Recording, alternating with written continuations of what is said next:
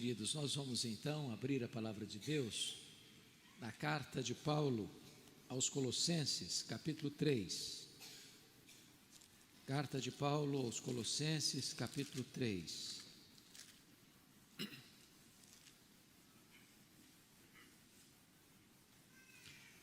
Faremos a leitura apenas do verso 13.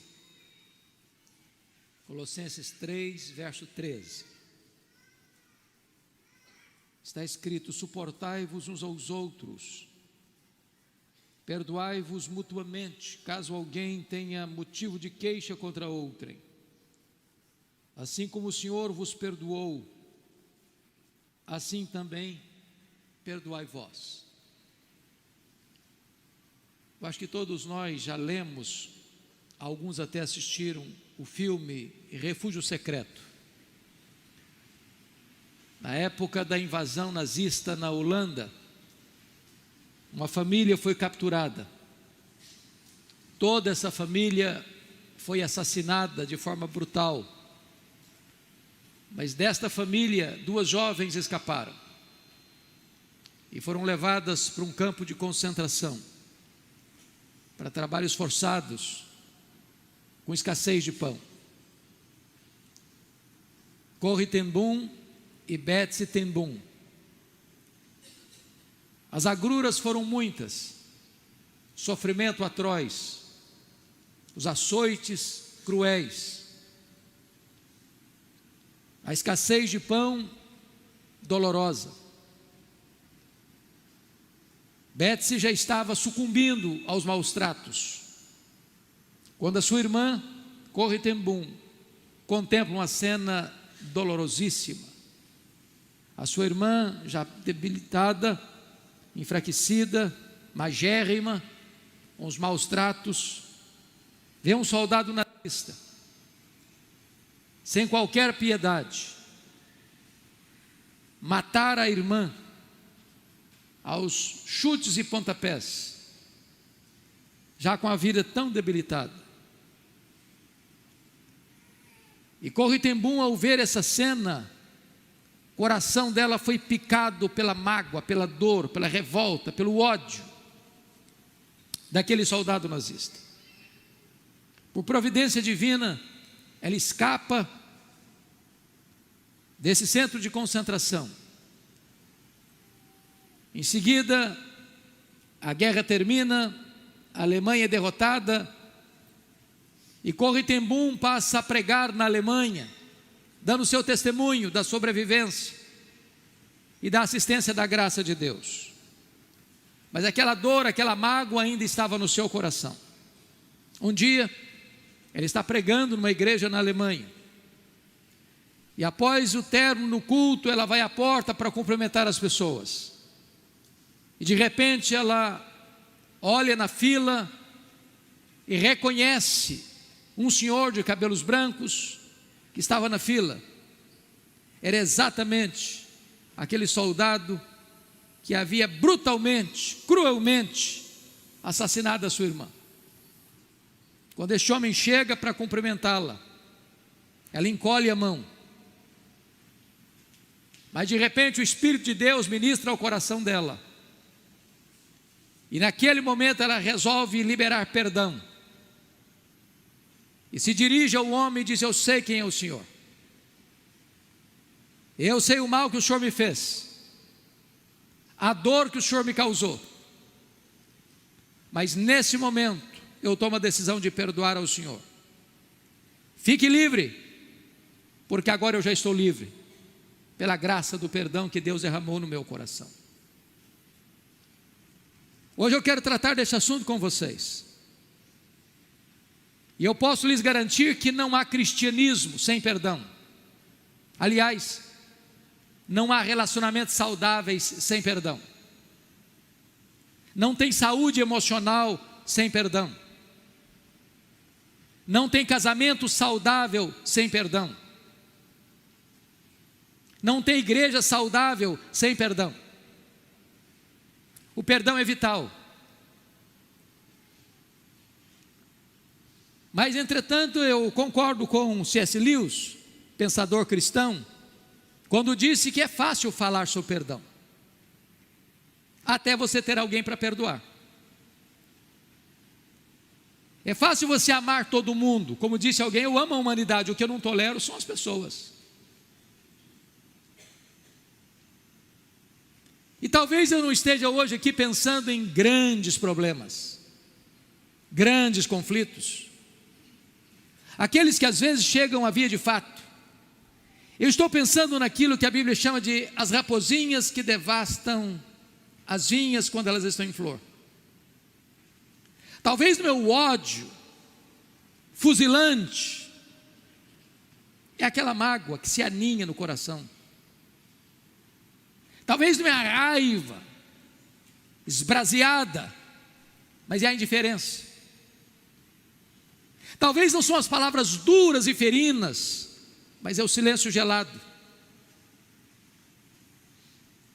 Talvez não é aquela guerra declarada, mas é aquela posição de não se aproximar, não conversar, não se assentar à mesa para tomar uma refeição, não ter mais comunhão.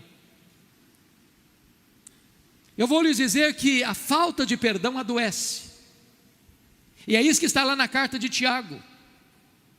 Muitos estavam doentes, e quando você vai olhar o contexto ali, são as chamadas doenças ramartiagênicas. E a causa dessas doenças tinha a ver com relacionamentos não resolvidos, não tratados, mágoas, feridas não curadas. A falta de perdão pode travar a nossa vida, a falta de perdão pode travar o nosso casamento, a falta de perdão pode travar a nossa família e pode travar a igreja. Eu estava pregando em São Paulo certa feita, e o pastor da igreja era um dos grandes evangelistas da nossa nação. E ele compartilhava comigo no domingo de manhã que ele estava muito frustrado com os resultados magros que estava colhendo até então no seu ministério. E ele não sabia o diagnóstico, não sabia o porquê. Curiosamente, fomos para a igreja no domingo de manhã, e eu preguei um sermão sobre perdão. E de repente um fato inusitado acontece na hora do culto, que tirou a todos nós daquele sentimento de conforto. De repente duas irmãs, uma sentada na frente, outra sentada atrás, se entreolharam. E eu posso lhes garantir que não era Evode e Sintique, mas duas líderes da igreja. Estavam com mágoa uma da outra há mais de um ano. Não conversavam mais. E elas então olharam uma para a outra e se dirigiram uma a outra no corredor central, e no meio do corredor se abraçaram e choraram longamente, pedindo perdão uma para a outra. Mas curiosamente, parece que aquele ambiente foi transtornado por um outro fato. Outras pessoas começaram a se levantar e se dirigir a outras pessoas, e também abraçar e também pedir perdão. E de repente foi interrompido aquele momento por um grande choro na congregação. E Deus visitou aquele povo de uma maneira tão extraordinária. O que me marcou é que no culto daquela noite, era um culto evangelístico, mais de uma dezena de pessoas se rendeu a Cristo Jesus. O perdão, irmãos, abre o caminho para a restauração divina. E é sobre este assunto que eu gostaria de hoje conversar um pouco com vocês, e levantar à luz desse texto algumas questões. Primeiro, por que perdoar? E a resposta é, primeiro, perdoar porque o perdão faz parte da natureza do povo de Deus. Todos nós que estamos aqui nesta congregação, se somos de fato crentes no Senhor Jesus, fomos perdoados. Não há nenhum crente que não tenha sido perdoado. Só os perdoados podem entrar no céu. Então, se nós fomos perdoados, a Bíblia diz que nós devemos perdoar assim como Deus em Cristo nos perdoou. Faz parte da nossa natureza. Um crente nunca pode dizer eu não perdoo, porque ele foi perdoado. E quando o Senhor Jesus nos ensinou a orar assim: Pai, perdoa-nos, assim como nós perdoamos aos nossos devedores. Quando eu olho para a história bíblica, eu vejo exemplos tão eloquentes de perdão. Um deles é a história do José, do Egito. Ele foi vítima do ódio, do preconceito de seus próprios irmãos. E eu posso lhes garantir que quando uma mágoa é feita no nosso coração por um estranho, dói.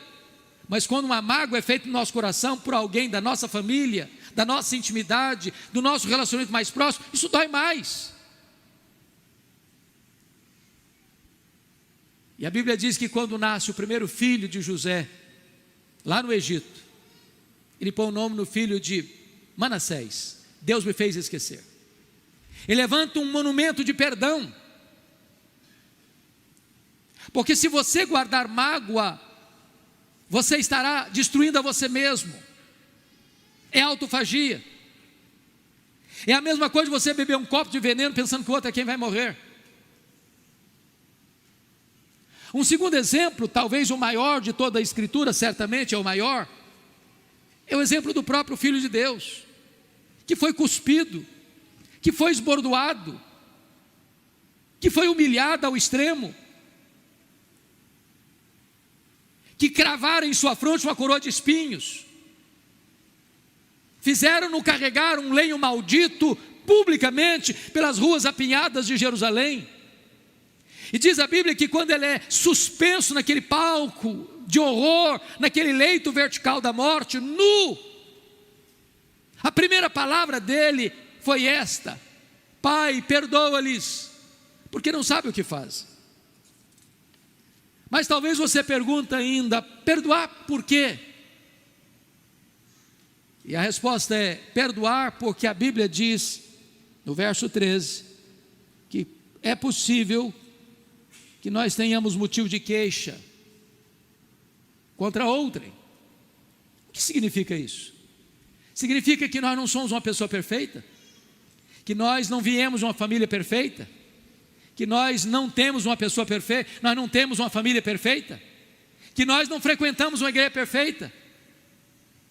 Consequentemente, mais hoje ou mais amanhã, na jornada da vida, vamos ter queixas uns dos outros. Significa que num dado momento nós vamos nos decepcionar com alguém e alguém vai se decepcionar conosco. Nós não vivemos em comunhão porque somos perfeitos. Nós vivemos em comunhão porque, apesar de sermos imperfeitos, Deus mudou a nossa vida e nós devemos agir com o nosso próximo como Deus agiu conosco, perdoar como Deus nos perdoou. Mas talvez você ainda pergunte: por que devemos perdoar? E a resposta é: porque nós temos sido muito perdoados. O texto é claro para nós. Veja comigo o que está escrito no verso 13: assim como o Senhor vos perdoou, assim também perdoai vós. A pergunta é: o quanto Deus nos perdoou?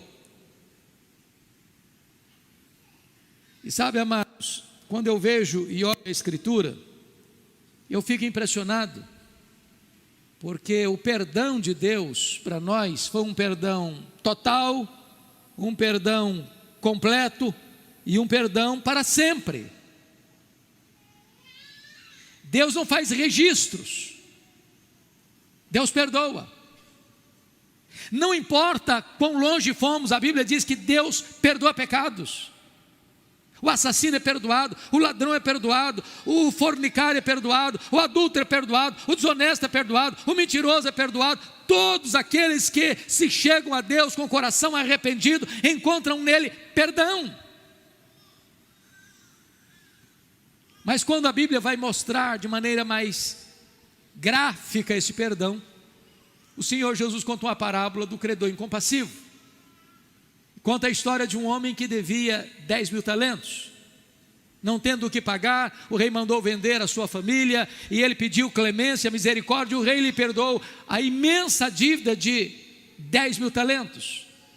É claro que nós não sabemos, na nossa linguagem, o que significa 10.000 talentos. mas a palavra talento na Bíblia é um peso, 35 quilos. 10 mil talentos são 350 mil quilos de ouro. Na época um talento eram 35 quilos de ouro. E eu fiz uma breve conta do que significa isso hoje. Hoje o grama de ouro está a R$ 297,63. Na linguagem de hoje, essa conta dava 104 bilhões, 170 milhões e 500 mil reais. É uma cifra astronômica. Era uma dívida impagável. Para alguém que ganhava por dia um denário, teria que trabalhar 150 mil anos para juntar 10 mil talentos. E talvez você pergunte, mas por que o Senhor Jesus conta uma parábola com a cifra tão elevada?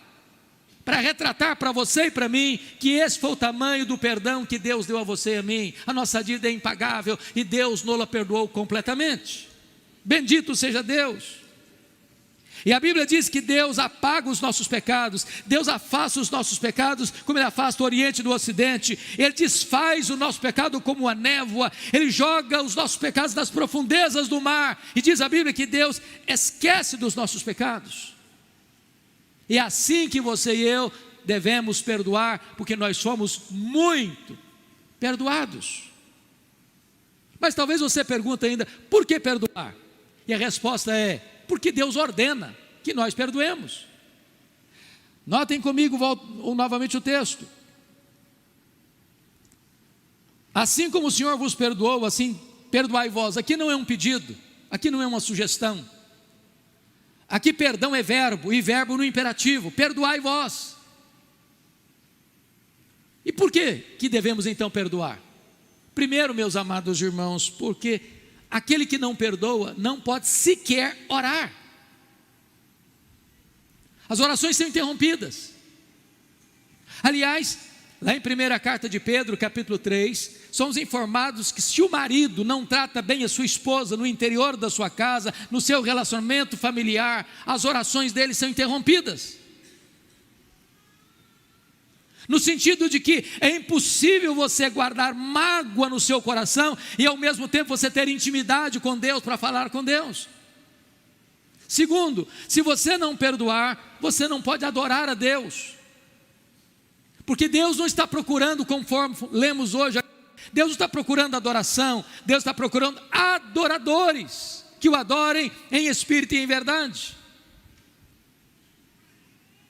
Se você não perdoar, diz a Escritura, que você não pode ser perdoado.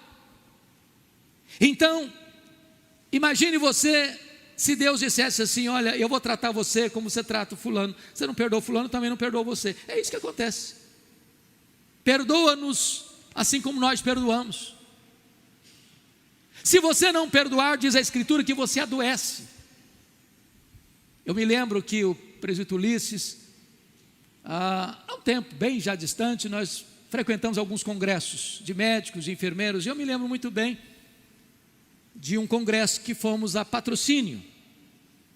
E naquele congresso, uma enfermeira muito sorridente, muito feliz, muito alegre, muito extrovertida, nos acolhia. E ao término de uma palestra, ela me chamou à parte e disse, o senhor está vendo esse sorriso bonito que eu tenho? Eu disse, é claro, é impossível não ver. E ela disse, por trás desse sorriso, eu carrego um coração magoado, triste e doente.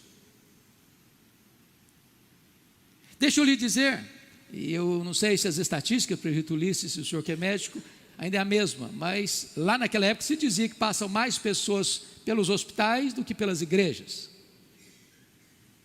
E se dizia também que cerca de 50% ou mais das enfermidades são chamadas doenças psicossomáticas. Mágoas não tratadas, feridas não curadas, relacionamentos quebrados e estremecidos, não resolvidos, adoece a pessoa fisicamente. E é por isso que Tiago 5 diz que você deve confessar os pecados uns aos outros para serem curados. Há problemas que não se resolve dentro de um remédio, numa farmácia ou cirurgia. Há problemas na nossa vida, na nossa saúde psicoemocional, físico-emocional, que só se resolve com perdão.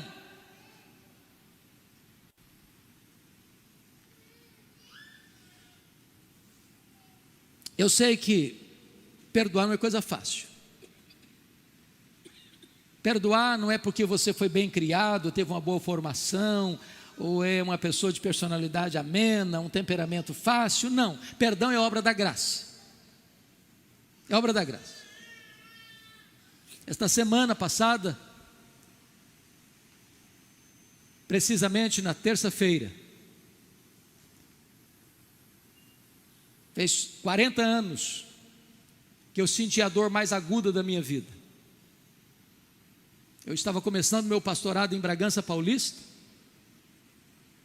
primeiro ano de pastorado, muito animado, muito feliz. E então, no dia 2 de agosto, eu fui fazer uma visita a um presbítero amado, que está vivo até hoje, presbítero Ziel Marques. Seu pai acabara de falecer, e eu fui lá trazer uma palavra de consolo para ele. Quando eu estou retornando daquela visita, reverendo Josafá Moraes Pereira, que foi um dos nossos pastores auxiliares aqui de Vitória, morava comigo, era pastor também em Bragança, me liga e diz: olha, eu tenho uma notícia muito ruim, muito triste para lhe dar. Seu irmão acabou de ser assassinado. Ele tinha completado 27 anos no dia anterior, no dia 1º de agosto. E eu já tive dores na vida. E eu já sepultei meu pai, minha mãe, mais 2 irmãos. Mas é completamente diferente você sepultar um parente seu por uma doença, por uma enfermidade, ou até por um acidente, do que você sepultar um parente seu assassinado por alguém que cresceu com você, primo primeiro da sua esposa. A dor foi avassaladora. Quando eu recebi o telefonema, eu perdi a voz. Mas eu me lembro que quando Deus restaurou minhas forças, a primeira palavra que Deus botou na minha boca foi essa: eu perdoo o assassino. Eu não tinha outra opção. Ou perdoava, ou adoecia, ou perdoava, ou minha vida transformar-se no inferno. Ou perdoava, ou teria que abandonar o ministério. O que eu posso lhes garantir é que o perdão é maior que o ódio. O perdão cura, o perdão restaura, o perdão é a asepsia da alma, o perdão é a faxina da mente, o perdão é a alforria do coração. E hoje eu quero encorajar você que veio aqui hoje, você que está nos assistindo. Se existe alguma pendência na sua vida, nesta área, eu quero exortar você em nome de Jesus. Hoje é hora de perdoar. Perdoar não é uma questão emocional, é uma decisão. Eu decido perdoar. Eu decido perdoar. Talvez você pergunte: mas qual o limite disso? Qual o limite? Essa pergunta foi feita por Pedro. Senhor, até quantas vezes a gente deve perdoar? E ele arrisca uma conta: até 7 vezes. 7 é o número da perfeição. Aí Jesus diz: não, Pedro, não é até 7, é até 70 vezes 7. Eu acho que Pedro não tinha feito Kumon na época, e ele não fazia essa conta tão rápida na cabeça dele. O que Jesus quis dizer até 70 vezes 7? O perdão é ilimitado. Porque é assim que Deus trata com você e comigo. Irmãos amados, quem de nós em sã consciência hoje aqui não tem plena certeza de que é um pecador? E de que nós pecamos contra Deus todo dia, todo dia, todo dia, com as nossas palavras, com as nossas atitudes, com a nossa omissão. Pensamentos terríveis às vezes povoam a nossa mente. E eu preciso chegar para Deus: Deus, por favor, tem misericórdia de mim, me perdoe, Senhor. Oh meu Deus, me perdoe. Oh meu Deus, me perdoe. Oh Senhor, me perdoe.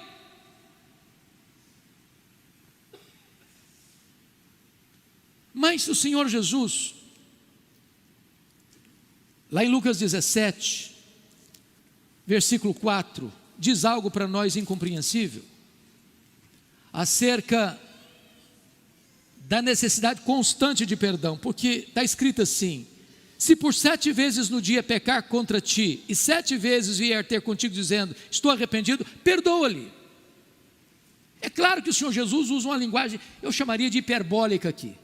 Eu não conheço nenhum caso que contemple esse fato, de alguém ofender você de manhã, às 10 da manhã, ao meio-dia, às 2 da tarde, às 5 da tarde, às 7 da noite, às 10 da noite, e antes que o dia passe para um outro, ofenda de novo, e toda vez, eu furei com você, machuquei você, feri você, na terceira você diz, você está de brincadeira comigo. Mas o Senhor trata dessa matéria desta forma, para dizer o seguinte, não há limite no perdão, é ilimitado, é constante.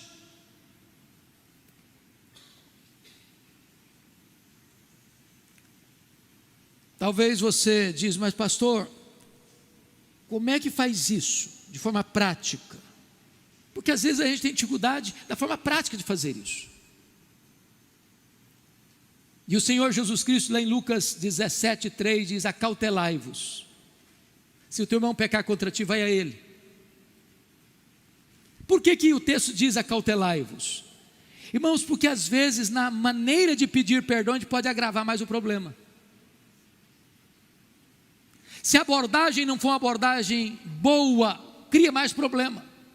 Vocês se lembram de Gênesis 31? Quando o sogro de Jacó vai ao encontro dele, a situação está crítica, os corações pesados, e lá pelas tantas, propondo uma reconciliação, o Labão machuca mais Jacó ainda. Essas filhas são minhas, essas ovelhas são minhas, não era nada disso. Porque às vezes você vai resolver o problema e falar, eu sou um homem de Deus, eu sou uma mulher de Deus, eu sou uma pessoa cheia do Espírito Santo, você é um crápula, mas porque eu sou um santo de Deus, resolvo resolver esse problema e perdoar você. Bom, piorou mais a situação. Porque em vez de você ir com humildade, pavimentando o caminho do amor, da humildade, você se exalta antes de pedir perdão ou resolver a situação. Acautelai-vos. Numa linguagem bem rural, eu diria que isso é usar uma marreta de 5 quilos para pregar uma taxinha. Calma, cautela, seja manso, seja humilde, pavimente o caminho. Mas a ideia também do Senhor Jesus é a ideia do confronto. Se o teu irmão pecar contra ti, vai a ele, não vai ao seu vizinho. Porque o grande problema às vezes é que alguém nos ofende e eu vou igual, fulano me machucou, fulano fez isso comigo, fulano falou mal de mim, fulano fez isso contra mim, e aí em vez de eu ir a ele para resolver o problema na raiz, na fonte e estancar o problema na origem, a gente espalha o problema.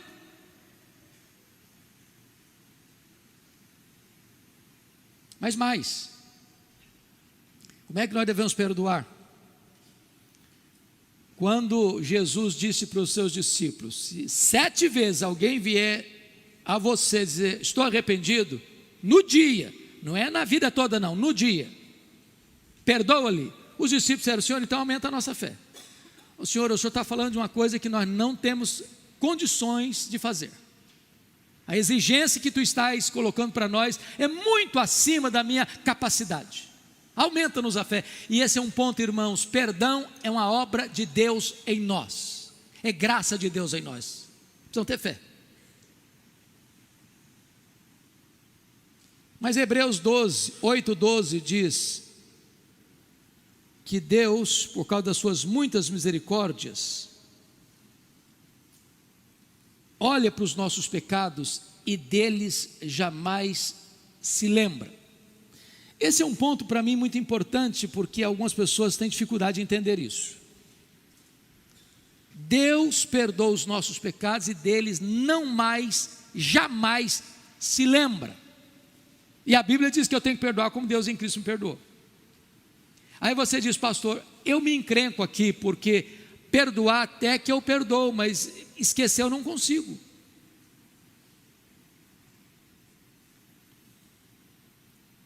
Eu disse para vocês que Semana passada, terça-feira, fez 40 anos que o meu irmão foi assassinado. Isso vem à minha mente. E vem com frequência. Então, o que significa perdoar? Eu tenho que esquecer. É claro que a Bíblia não está dizendo que nós temos uma amnésia. A Bíblia não está dizendo que isso vai apagar da sua cabeça. Nunca mais você vai lembrar desses fatos. O que a Bíblia diz que Deus perdoa e esquece, porque Deus não tem amnésia, Deus é onisciente, é que Deus nunca mais cobra de você essa dívida. Deus nunca mais joga no seu rosto um pecado que Ele já perdoou você.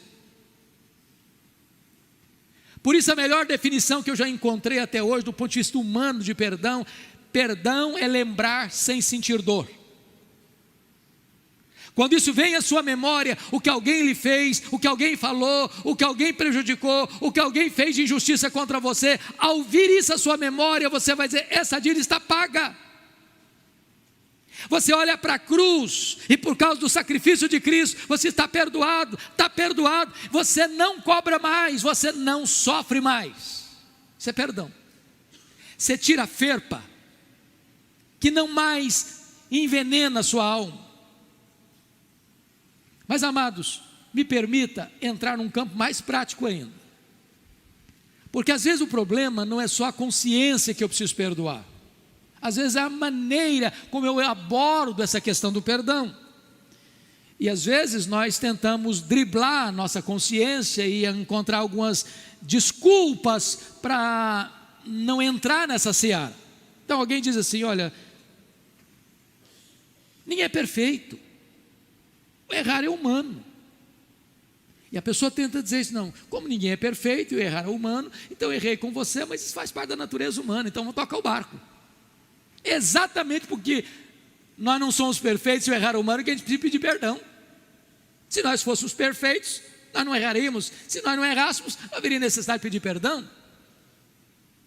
Outra pessoa diz o seguinte, pastor, eu não vou pedir perdão não, porque a ofensa foi muito pequena.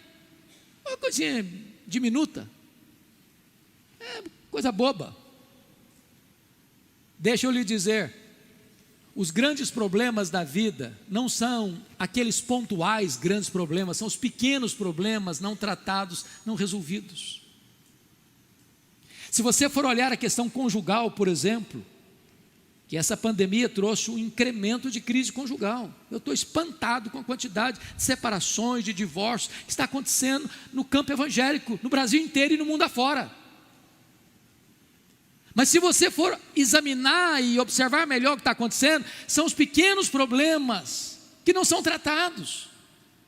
É uma mágoa hoje, outra mágoa amanhã, é um conflito hoje, outro conflito amanhã, e vai se relevando isso, vai se botando debaixo do tapete, vai se empurrando com a barriga, não se trata, não se confronta, não se resolve, não se perdoa, e aquilo vai virando uma bola de neve, e daqui a pouquinho acaba a alegria, acaba o diálogo, acaba o romantismo, acaba a vida conjugal.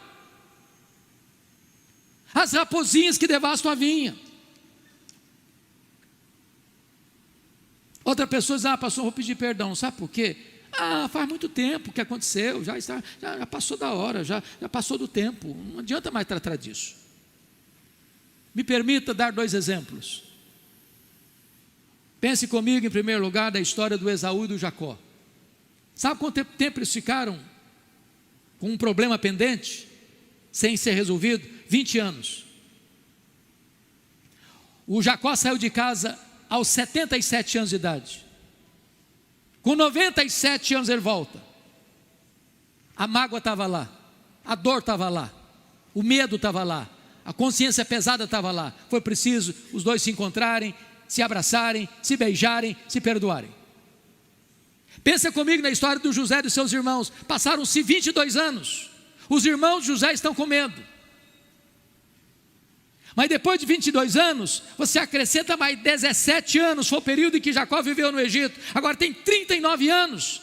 Os irmãos de José ainda estão com a consciência pesada. Tempo gangrena a ferida, não resolve. É preciso perdoar. Outra pessoa diz assim, pastor, eu estava errado. É verdade, eu errei mesmo, mas o outro estava mais errado que eu.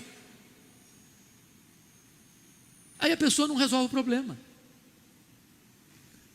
Perdão, irmãos, não está tratando de justiça, não estou falando quanto o outro fez de errado com você. A questão é, você vai tomar a decisão de resolver o problema. Porque se você não resolver o problema, você vai carregar uma mochila pesada nas costas. Sua comunhão com Deus vai ser interrompida. A sua vida espiritual vai ser bloqueada. Me permita um outro exemplo. Aconteceu na China. Jonathan Goforth, missionário na China, orava por avivamento intensamente por vários anos. O avivamento não chegava. Até o dia que ele leu um livro sobre a questão do perdão, que o perdão podia travar a vida espiritual dele, a falta de perdão podia travar a vida espiritual dele, e ele se lembrou que tinha um cidadão que tinha feito muito mal a ele, machucado profundamente a ele, sido muito injusto com ele, e ele reluta em ir àquela pessoa, mas de repente, a palavra de Deus, como espada afiada, foi entrando na vida dele, o Espírito Santo foi constrangendo a ele, e ele toma a decisão de ir àquele homem e resolver a pendência. Meses depois, acontece um dos mais expressivos avivamentos do século XX em Xangai, na China, que reverbera para a Coreia do Sul, que reverbera para universidades, e Deus moveu a sua igreja, quando um obstáculo foi removido. Mas outra pessoa diz, pastor, eu não vou pedir perdão por uma razão. A outra pessoa não vai entender. Se eu for conversar, ela não vai entender, vai piorar a situação. Vai entender sim, se você for humilde, vai entender sim, vai entender sim. A Bíblia diz que a palavra dura suscita ira, mas a resposta branda desvia o furor. Vá com humildade e vai resolver sim. Mas deixa eu terminar aqui, só para você compreender uma outra desculpa. Ô pastor, eu não vou pedir perdão, sabe por quê? Porque envolve dinheiro. Envolve dinheiro. E eu já gastei o dinheiro. Eu não tenho dinheiro para repor. Então me permita dizer isso. Crente não dá calote.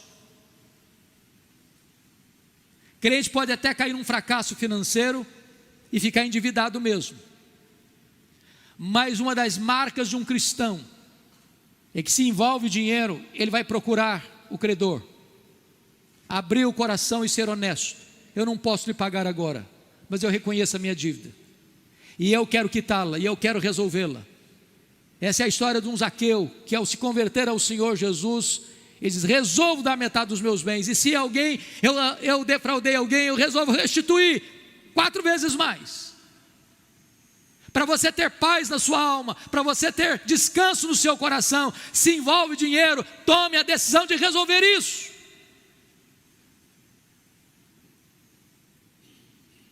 Mas eu concluo com 5 maneiras que nós temos que evitar ao resolver essa área da nossa vida. A primeira delas, nunca chegue para a pessoa e diz assim, ô fulano, me desculpa aí qualquer coisa, tá? Isso não é pedir de perdão, não. Qualquer coisa, o que é qualquer coisa? Quando eu vou pedir perdão para alguém, eu tenho consciência do meu erro, eu reconheço o meu erro, e não fico generalizando. Então, essa pessoa não tem sequer consciência de que errou. Na verdade, ela está dizendo o seguinte, olha, eu não vejo problema nenhum, mas você é uma pessoa rancorosa, então eu estou conversando com você, para resolver isso.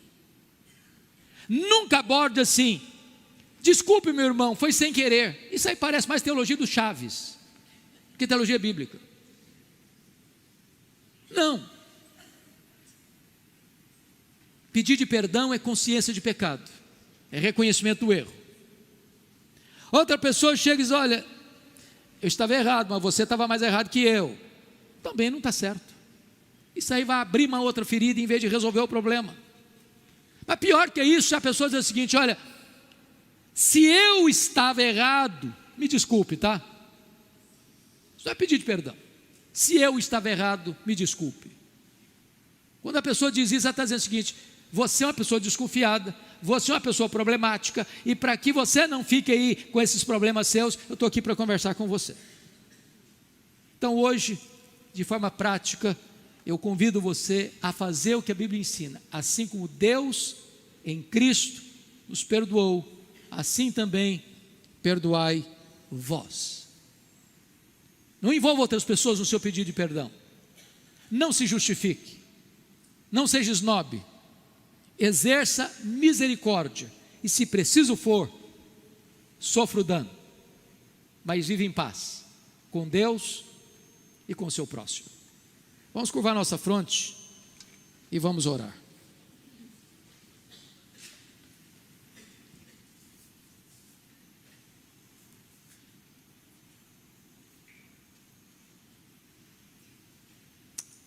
Deus está neste lugar e Ele é o Deus que sonda o coração.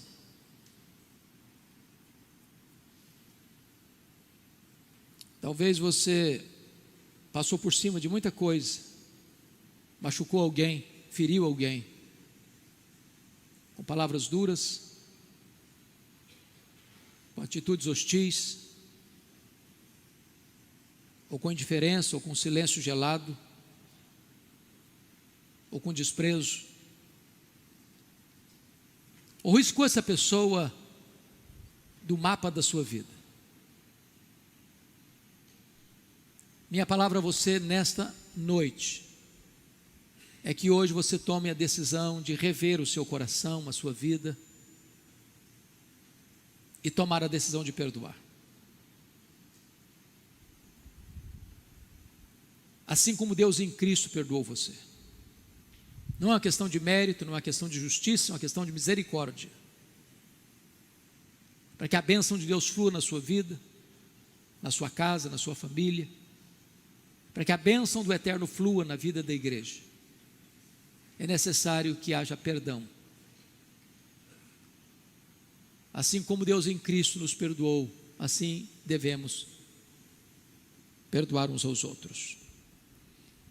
Ó Deus, aqui está a Tua palavra, que nos requer uma atitude, uma decisão. É bem verdade, Senhor, que ao longo dos séculos a Tua igreja, desde a igreja apostólica, vem lidando com tensões, com conflitos, com mágoas, com dores, com partidos, com divisões, com separações.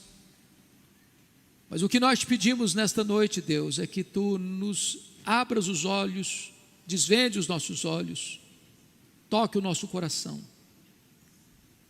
para que nós não venhamos a driblar nossa própria consciência, tentando abafar a voz do Teu Espírito dentro de nós, pela orientação da Tua palavra, deixando de resolver as pendências relacionais da nossa vida. Ajuda-nos dentro de casa a sermos humildes e pedir perdão. Ajuda-nos, Deus, na igreja ter humildade e pedir perdão. Ajuda-nos, Deus, a termos uma vida saudável, para o louvor da Tua glória, para o bem da nossa vida, para a edificação da igreja, para a expansão do Teu reino. Assim oramos, no poderoso nome de Jesus. Amém.